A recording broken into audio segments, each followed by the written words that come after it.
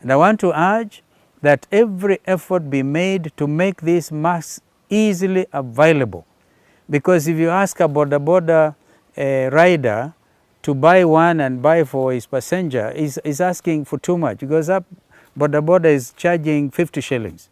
So in my view, the monies that are now getting retrieved as proceeds of corruption, and I congratulate President Uhuru for setting up a special team. Yesterday, DPP gave a check of 2 billion to Minister for Finance, and I know that others are going to come in and give as much as they can. I want to suggest that these monies be applied to make sure that Kenyans are given the masks, because when I'm wearing a mask, I'm protecting you.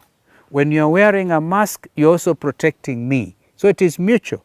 And once again, I want to join President Uhuru Kenyatta, and a lot of Kenyans have actually said he has taken the right decision. Let us avoid the lockdown by making sure we wash our hands thoroughly.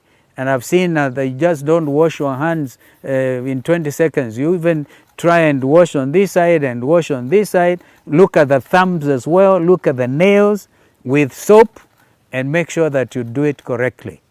I think this is the way we should all go. And I'm sure I'm seeing light at the end of the tunnel.